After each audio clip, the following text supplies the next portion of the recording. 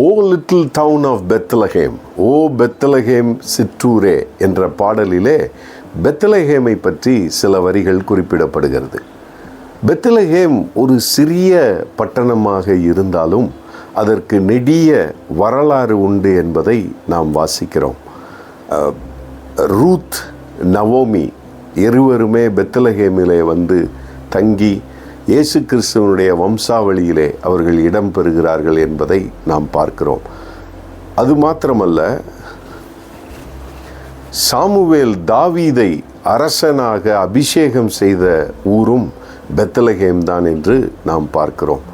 வரலாற்றில் இவ்வளவு முக்கியத்துவம் வாய்ந்த ஆனால் ஒரு சிறிய ஊராக பெத்லஹேம் இருக்கிறது என்பதை நாம் வாசிக்கிறோம்.